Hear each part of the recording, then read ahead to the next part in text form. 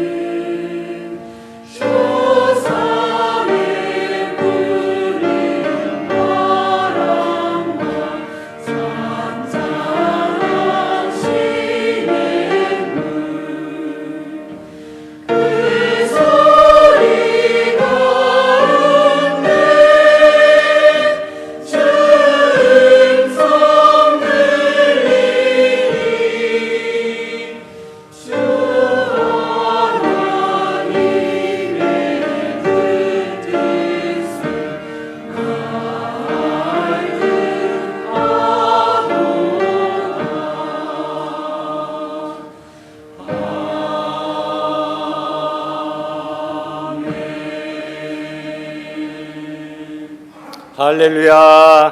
아멘. 감사합니다. 날씨가 너무 무덥죠. 사람도 지쳐 쓰러져 가는데 이 여름에 갖다 놓은 꽃들은 맥을 못 춥니다. 그래서 몇 주도 못 간 채 이렇게 시들어 버립니다. 특별히 우리 나윤이도 우리 교회에서 제일 어린데 어제 그제 또 이렇게 열이 많이 나고 수족구병이 의심돼서 오늘은 병원 가지 못하고 또 못 나올 형편이고 많이 울지만 오늘도 교회 나오면 또 은혜 받을까 싶어서 데리고 나왔다고 합니다. 이것은 면역이 약하신 분들은 조금 옮길 수도 있다고 하니까 예배 끝나고 이렇게 가까이 하는 것 좀 삼가해 주시면 좋겠고요. 우리 성도들도 지치지 아니하고 영유가 올라 강건하며 하나님 앞에 영광 돌리는 복된 여름 될 수 있기를 주님의 이름으로 소망합니다. 신앙생활을 하는데 언제나 많은 것들이 필요하지만 그 중에 절제가 필요하다라는 그 내용에 대하여 오늘 함께 상고해 보려고 합니다. 고린도전서 9장의 말씀 보니까 이기기를 다투는 자마다 모든 일에 무엇 한다고요? 절제하나니. 절제하나니.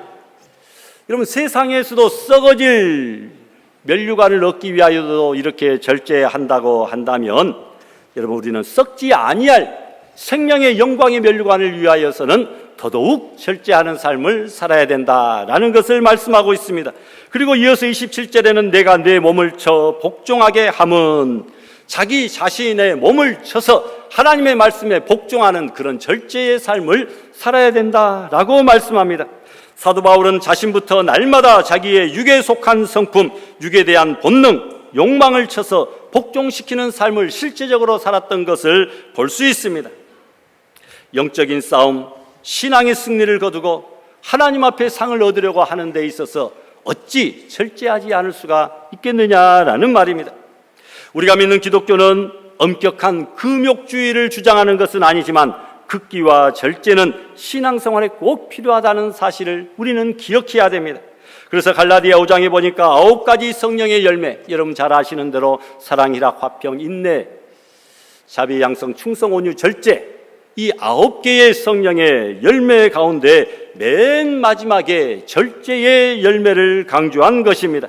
우리가 아무리 방언과 예언과 신유와 갖가지 은사를 다 받았다 할지라도 만약에 절제가 없다고 한다면 그는 언젠가 쓰러지고 실패하고 시험에 들 수밖에 없다라는 겁니다.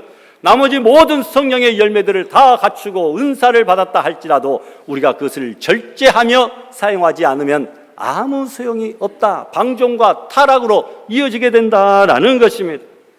그러면 절제하는 삶이란 무엇입니까? 첫 번째로 참고 억제하는 것이다 라는 거죠. 나의 육신의 모든 본능과 감정대로 행하는 것이 아니라 하나님의 말씀에 비추어 벗어 참고 억제하는 것. 아무리 좋은 자동차라 할지라도 브레이크가 고장났다고 한다면 그 자동차는 결국은 과속하여서 장애물에 부딪혀서 파손될 뿐만 아니라 자신도 죽고 남도 죽이게 됩니다. 이와 같이 우리 인생에 절제가 없는, 브레이크가 없는 신앙생활은 얼마 못 가서 파손당하고 만다라는 것이죠. 여러분 잘 나가는 사람 중에 좀 일어선 자는 넘어질까 조심하라고 했는데 절제하지 못하고 야 내가 잘 나가는구나 절제하지 못해서 여러분 낙마하고 파손하는 그런 인생이 얼마나 많습니까? 둘째로 절제하는 삶은 구별하는 삶입니다. 십계명 중에도 10번째 계명을 보니까 내 이웃의 집을 탐내지 말라 했습니다. 남의 것과 내 것을 구별할 줄 아는 그런 사람. 여러분 에덴 동산에서 아담과 하와는 하나님과 자신의 것을 구별하지 못하여 선악과를 그만 따먹어버리고 맙니다. 그래서 그의 후손인 온 인류가 죄악 가운데 원죄를 가지고 태어날 수밖에 없도록 큰 실수를 저지르게 되었습니다. 구별 없이 무절제했다. 하나님의 것과 내 것을 구별하지 못했다라는 겁니다. 여러분 먹을 것과 먹지 말아야 될 것을 구별해야 되고 또 할 말과 하지 말아야 될 말을 구별해야 되고 해야 될 일과 하지 말아야 될 그런 일들을 분명하게 구별하기 위해서는 신앙의 절제가 필요한 줄 믿습니다. 또한 세 번째, 분수에 맞도록 적당히 하는 삶이 바로 절제의 삶입니다. 무조건 본능과 욕망을 꺾어버리는 것이 아니라 모든 것을 적당히 하고 분수에 맞도록 도에 지나치지 않게 하는 것, 바로 이것이 절제하는 삶입니다. 일상생활에서 분수에 지나치고 도에 넘으면 죄가 안 될 것도 죄가 되는 경우를 보게 됩니다. 농담도 심하게 하면 상대방의 마음에 상처를 갖게 됩니다. 장난으로 등을 격려하는 것도 세게 치면 이게 때리는 것이 되고 기분이 나빠가지고 인상을 쓰게 되고 큰 소리 치게 되잖아요. 여러분, 분수에 지나치고 도가 넘으면 죄가 안 될 것도 죄가 된다라는 거죠. 특별히 우리가 살고 있는 이 말세에는 쾌락을 하나님보다 더 사랑하는, 한마디로 무절제한 시대가 되었습니다. 이런 때일수록 우리는 더욱더 믿음의 생활, 절제의 은혜를 받아서 분수를 지키며 경건하게 절제하는 우리 믿음의 성도들이 될 수 있기를 소망합니다. 그러면 무엇을 우리는 절제해야 됩니까? 첫 번째로 말에 있어서 절제해야 돼. 조금 덜 해야 된다라는 거죠. 야고보 3장에 보니까 우리가 다 실수가 많으나 만일 말에 실수가 없는 자면 곧 온전한 사람이라. 능히 온몸도 굴레 씌운다. 마치 말을 순종하게 하려고 그 입에 재갈을 씌워서 줄을 묶어 그 말을 제어하듯이 우리 혀에도 재갈을 씌워야 한다. 말이 많으면 그렇게 해야 된다라는 것입니다. 여러분, 말하는 중에 우리는 실수를 참 많이 합니다. 행동은 움직여야 되니까 조금 템포가 2번, 3번 좀 느리게 되죠. 그러나 말은 내가 생각도 하기도 전에 그냥 내 입이 벌써 말하고 있는 것을 우리가 종종 보게 됩니다. 하지 않아도 되고 해서는 안 될 말이 있는데도 절제하지 못하고 함부로 하다가 실수를 하고 엎질러진 물처럼, 시위를 떠나버린 화살처럼 죄를 범하게 되고 상대방을 죽이기도 한다는 거죠. 둘째로 여러분, 보는 것을 조금 덜 절제해야 된다라는 거죠. 대부분의 죄는 눈으로 보는 데서 시작됩니다. 아담과 하와가 마귀의 유혹에 걸려 범죄할 때에도 그 선악과를 보니 그야말로 보암직하고 먹음직하고 지혜롭게 할 만큼 탐스럽게 생긴 열매였다, 이렇게 했습니다. 다윗도 그토록 점잖고 흠과 티가 없을 정도의 훌륭한 인격을 갖춘 임금이었지만 어느 날 아리따운 여인이 목욕하는 것을 보고 정욕을 참지 못하여 무서운 간음죄를 범하고 나중에는 그 여인의 남편 우리아를 죽이는 살인죄까지 범하게 되었습니다. 이토록 안목의 정욕, 보는 것의 정욕, 죄악은 참으로 무서운 것입니다. 또한 세 번째, 먹는 것을 절제해야 되고 조금 덜 해야 된다라는 거죠. 사람의 본능 중에 무엇보다도 식욕이 제일 강하다라고 했습니다. 여러분, 조금 덜 먹어서 요즘에 굶어 죽은 사람은 없습니다. 더 건강해지고 날씬해지고 멋져지잖아요. 그런데 조금 더 먹어서 절제하지 못해서 우리의 육신의 병도 생기고 외형적으로도 여러분 좀 보기 싫은 그런 모습이 되어가는 경우들이 얼마나 많이 있습니까? 여러분, 구약에서는 당장의 배고픔을 참지 못하여 팥죽 한 그릇에 귀한 장자의 고난을 동생 야곱에게 팔아버렸습니다. 그래서 그의 평생에, 그리고 자자손손 대대로 있을 하나님의 축복을 한순간에 놓치고 말았다라는 것이죠. 우리는 여러분, 먹는 것을 조심해야 되겠습니다. 먹을 것과 먹지 말아야 될 것을 우리는 구별해야 됩니다. 구약의 삼손과 같은 사람은 그렇게 천하장사 하나님의 종이었지만 구별된 나시린으로서의 생활을 의식하지 못하고 절제하지 못하여 금지된 술을 마시고 기생 들릴라의 무릎에 누웠다가 머리를 깎이우고 포박당하여 두 눈이 뽑히우고 비참한 운명이 되어 원수의 궁전에서 비참한 마지막을 맞이할 수밖에 없었다라고 하는 사실을 기억하시기를 바랍니다. 네 번째로 여러분, 육신의 정욕을 절제 조금 덜 해야 된다라는 겁니다. 여러분, 육신의 정욕을 절제하지 못하면 삼손과 다윗 왕처럼 무서운 실수와 죄를 범할 수 있습니다. 우리가 잘 아는 성 어거스틴도 회개한 다음부터는 전에 짓던 죄가 생각이 나고 정욕이 일어날 때마다 자기의 팔을 물어뜯어가면서 참고 견디어냈다라는 이야기가 들려집니다. 무엇보다 절제하면서 더러운 것에서 자신을 지켜 성도로서 몸과 마음도 깨끗한 삶을 살아갈 수 있기를 부탁합니다. 다섯 번째, 여러분, 감정을 절제해야 된다. 조금 덜 표시내자라는 거죠. 우리의 감정이 나는 대로 다 나타내고 살면 신앙생활 제대로 할 수가 없습니다. 인격자라고 하는 것은 자기의 감정을 좀 숨기고 죽이는 그런 모습에서부터 시작되는 것 아니겠습니까? 나의 혈기, 시기, 질투 이 모든 감정을 잘 제어할 줄 알아야 올바른 신앙생활과 건전한 인격을 잘 갖춰 나갈 수가 있다라는 겁니다. 그래서 잠언 16장에 보니까 노하기를 더디하는 것이 여러분 용사보다 낫고 자기의 마음을 잘 다스리면 성을 빼앗는 자보다 낫다라고 말씀하고 있습니다. 여러분 용사가 되어 성을 빼앗는 큰 일 그것 하기 전에 여러분 노하기를 더디하고 자기의 마음을 다스리는 그 일부터 먼저 알아. 이것이 더 귀하고 큰 일이다라는 것입니다. 여러분 감정 없는 사람은 없겠죠. 그러나 감정을 제어하고 절제하는 그 사람이 훌륭한 인격자요 승리자가 될 수 있다는 사실을 믿으시기를 바랍니다. 부부싸움 할 때도 조건적으로는 다 내가 이긴 싸움인데 중간에 감정을 절제하지 못하여 사용하지 말아야 될 단어 하나 잘못 사용하게 되면 그것 하나 때문에 그 싸움에서 결국은 우위를 점하지 못하고 패배하는 그런 경우들도 얼마나 많이 있는지 모릅니다.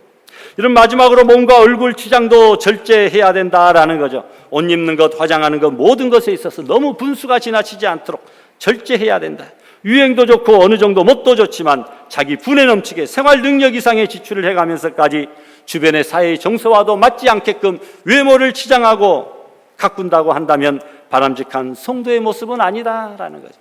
모든 것을 적당히 하고 질서대로 하고 그리고 절제하면서 살아가야 된다. 하나님은 우리의 외모보다 속, 마음, 중심을 보신다라는 거죠. 여러분 우리 교회에서는 교회생활 캠페인이라고 해가지고 우리에게 말씀을 어떻게 했어요? 말씀을 더하소서. 우리에게 믿음을 더하소서. 믿음을 더하소서라고 하는 교회생활 캠페인으로 주보에도 여러 번 올리기도 했습니다. 성경 더 읽는 생활, 기도 더 하는 신앙, 예배 더 드리는 신앙, 전도 더 하는 신앙, 예수님 더 닮는 신앙, 더하는 신앙, 믿음을 더하여 달라고 우리가 기도를 했지만 오늘은 여러분 우리가 조금 더가 아니라 조금 덜 하는 삶, 절제하는 삶에 대해서 이야기합니다. 이스라엘 백성들이 애굽에서 나와 광야에서 40년 살았는데 40년 동안 하늘에서 내려주신 하늘 양식 만나를 먹고 살았습니다. 만나는 놀라운 양식이었습니다. 은총의 양식이었죠. 사람이 조금도 노력하지 않았는데 아침마다 하늘에서 만나가 내려옵니다. 충분한 양식이었습니다. 200만 명의 사람들이 광야에서 40년 동안 먹고 살기에 충분했습니다. 또한 영원히 기억할 양식입니다. 오늘날 우리들도 만나를 기억합니다. 교회 이름도 만나교회가 있습니다. 식당 이름도 만나, 사업체 이름도 만나식품. 이럴 정도로 만나가 영원히 기억됩니다. 여러분 신비한 양식입니다. 광야 40년 생활을 마치고 요단강 건너 하나님의 약속하신 가나안 땅에 들어와서 농사지은 양식을 먹기 시작하자마자 그 만나가 그치게 되었다. 참으로 신비한 양식이죠.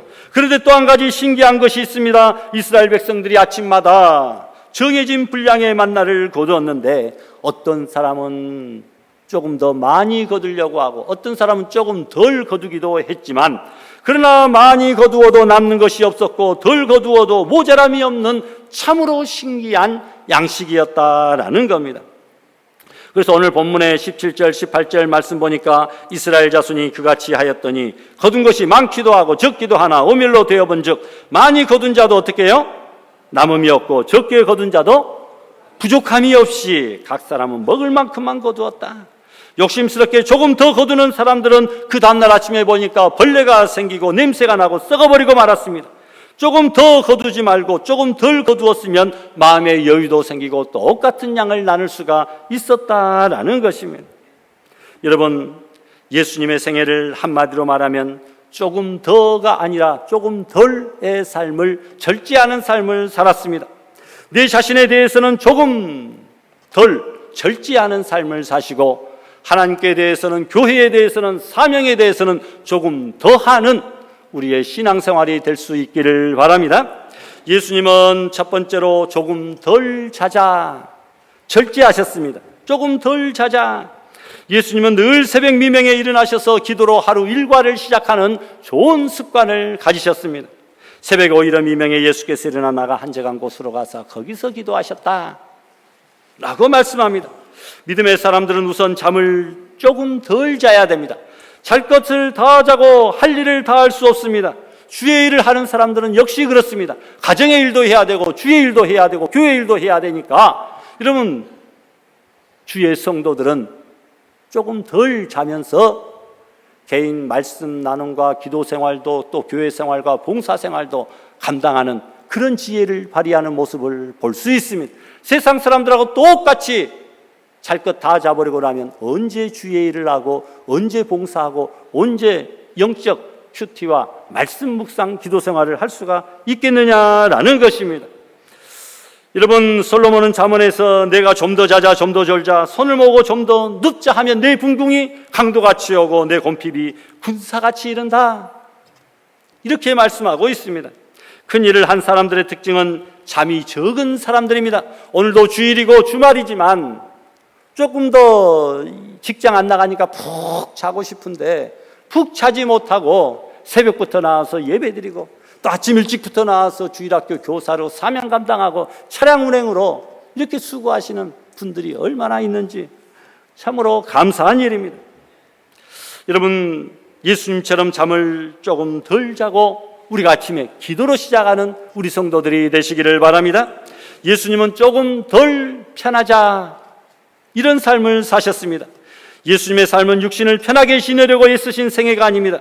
높고 높은 보좌 버리고 낮고 천한 이 땅의 사람의 모습으로 그리고 거기에 아기의 모습으로 더더군다나 어디에서 태어나셨습니까? 마국간에서 구유에 나신, 그것도 편하자고 한 그런 생애가 아니라 조금 덜 편한 삶을 추구한 삶인 것을 보게 됩니다. 이 땅에서 예수님은 길거리에서 낳으시고 길거리에서 살다가 길거리에서 죽으시고 길거리에서 하늘로 올라가셨다. 참으로 불편하고 불쌍한 삶을 사셨다는 겁니다.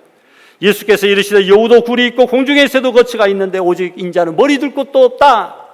이리저리 전도 복음 전파하시며 노숙하시는 그런 예수님의 모습을 우리는 보게 된다라는 겁니다. 어떤 분은 예수님은 나무에서 태어나 나무와 더불어 목수의 생활을 하시다가 결국은 나무에서 달려 죽으셨다라고 이야기했는데, 오늘은 예수님은 길거리에서 태어나시고 길거리에서 사시다가 그리고 길거리에서 죽으시고 길거리에서 하늘로 올라가신 그런 불편한 삶을 사셨다는 것을 말씀을 드립니다. 하루도 편할 날이 없이 오늘은 이곳 내일은 저곳을 다니면서 오직 복음 전파와 가르치기와 병 고침과 그리고 기도하기를 쉬지 아니하셨다라는 거죠. 육신적으로 편하게 살려고 하는 것을 거부하셨습니다. 조금 덜 편안하게 사셨다라는 거죠. 여러분, 프레드릭 오라토 박사가 조사한 결과 보고가 있는데, 요즘 성도들이 잠자기 좋아하고 편한 것 좋아하면서 정상적인 신앙생활을, 교회 생활을 하지 않는다라고 하는 그런 보고입니다. 교인들이 100명인 그 교회를 한번 조사해 보았습니다. 우리 교회 정도 되는 것 같아요. 한번 비교해 보십시오. 5명은 도무지 찾을래야 찾을 수가 없다. 얼굴, 코빼기도 한 1년에 한 번 도저히 볼 수가 없는 그런 5명의 사람이 있습니다. 20명은 기도를 한 번도 하지 않았습니다. 25명은 성경을 전혀 읽지 않았습니다. 30명은 예배에 자주 결석하였습니다. 40명은 헌금을 하지 않았습니다. 50명은 성경을 공부하지 않았습니다. 60명은 오후 예배에 참석하지 않았습니다. 80명은 특별 기도회에도 참석하지 않았습니다. 90명은 가정 예배를 드리지 않습니다. 95명은 한평생 단 한 명도 전도하지 않았습니다. 라고 하는 그런 보고서를 만들었습니다. 모두가 놀기 좋아하고 편하게 예수 믿고 싶어하는 그런 성도들의 모습을 이야기합니다. 여러분, 우리도 신앙 안에서 조금 덜 편한 삶을 사시기를 바랍니다. 또 세 번째로 예수님처럼 조금 덜 말하자입니다. 예수님이 하신 말씀을 보고 들어보면 단 한마디도 쓸데없는 말을 하신 말씀이 없습니다. 물론 필요한 말씀만 성경에 기록하였겠지만 분위기를 보면 결코 실수되는 말을 단 한마디도 하지 않으셨다라는 겁니다. 목수는 제목을 자를 때에 3번 재어보고 한 번에 자른다라는 말이 있습니다. 예수님도 몇 번 생각하시고 한 번 말씀하셨습니다. 우리도 여러분 몇 번 생각해보고 이 말이 꼭 해야 될 말인가? 이 상황에서 꼭 필요한 말인가? 다른 사람에게 유익을 주는 말인가? 3번 생각해보고 한 번 말해야 될 줄 압니다. 그래서 듣기는 속히 하고 말하기는 어떻게라고요? 더디하라. 조금 덜 말하는 것이 예수님의 언어 생활이었습니다. 저도 여러분 말이 많아서 어쩔 때는 저도 깜짝 놀라 실수하는 경우가 있거든요. 이 사람에 대해서 좋은 말이든 나쁜 말이든 다른 사람에게 뒷담화를 하고 있는데 바로 보면 뒤에서 그 사람이 쑥 지나가는 경우들이 한두 번이 아니었습니다. 여러분들도 느끼잖아요. 꼭 그렇습니다. 그러니까 듣기는 속히 하고 말하기는 뭐 좋은 말이든 나쁜 말이든 한 번씩 두 번씩 더 생각해 보면서 그런 언어 생활을 해야 된다라는 거예요. 특별히 디모데전서 4장에 보니까 망령되고 허탄한 신화를 버리고 경건에 이르도록 내 자신을 연단하라, 절제하라고 말씀합니다. 세상에 허황된 망령된 이야기, 허탄한 신화, 과장된 말들, 쓸데없는 말 버리고 진실만을 이야기하고 신앙의 말들을 많이 하라. 신앙의 말들 중에 가장 좋은 것은 찬송하는 것, 말씀에 있는 것, 복음 전하는 것, 이것보다 더 좋은 말이 어디 있겠습니까? 여러분, 말로써 말하지 말고 행동으로써 말하라는 말이 있습니다. 또 말 없이 믿기만 하십시오. 말을 드러내십시오. 행동만 하십시오. 그리하면 승리할 수 있는 줄 믿습니다. 4번째로 예수님은 조금 덜 먹자의 삶을 사셨습니다. 예수님이 무슨 음식을 좋아하셨다 이런 말이 성경에 단 한 곳도 나와 있지 않습니다. 여러분들은 제가 무엇 좋아한다 뭐 이런 말들을 좀 들리면 어떤 분은 막 이것도 갖다 주시고 저것도 갖다 주시고 그렇습니다. 옛날에 신방 할 때 음식을 내오실 때에도 어느 집에서 고구마를 맛있게 잘 먹었더니 소문이 나서 계속 고구마만 내놔가지고 속이 답답한 그런 경우들도 많이 있었고요. 여러분 그렇잖아요. 그런데 예수님은 무슨 음식을 좋아했느냐? 이 말씀이 단 한 곳도 기록되어 있지 않습니다. 어느 음식점에 가셔서 식사하셨다 이런 말씀도 없고 무슨 요리 좋아하신다, 먹고 입는 것, 자는 것에 대한 말씀이 성경에 거의 나와 있지 않습니다. 우리도 조금 덜 먹고 살자. 요즘에 먹을 것이 천지입니다. 메슬로우의 욕구 5단계 보면 첫 번째가 생리적 욕구,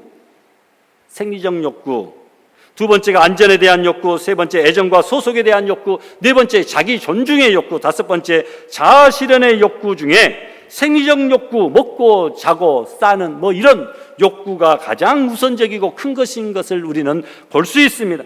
TV도 보니까 유튜브에도 보니까 요즘 먹방이 한참 대세였습니다. 세상에 먹을 것이 또 너무너무나 많은데 이것이 신앙에 유익한 것인지 따져보지도 않고 먹을 것 다 먹고 어떻게 신앙생활을 다 할 수가 있겠느냐라는 거죠. 먹을 것이라고 다 먹을 것이 아니더라는 거죠. 덕이 되는 것이 있고 덕이 안 되는 것이 있습니다. 조금 덜 먹고 사는 것이 건강과 장수에도 좋다. 내가 조금 덜 먹고 남을 좀 더 먹이자. 이것이 바람직한 성도의 모습 아닙니까? 내가 조금 더 손해보고 남을 좀 더 유익하게 하는 마음. 여러분 5,000원짜리 아메리카노 커피 사서 마시면서 과일 노점상 아저씨에게 하나라도 더 깎으려고 옥신각신하는 것은 안 된다라는 거죠. 비싼 메이크 옷들은 팡팡 사면서 콩나물 파는 할머니에게 조금 더 달라고 가져오려고 하는 그런 욕심 부리는 것도 안 된다라는 거죠. 톨스토이가 쓴 단편 소설 중에 사람에게는 땅이 얼마나 필요하나 이런 내용이 있습니다.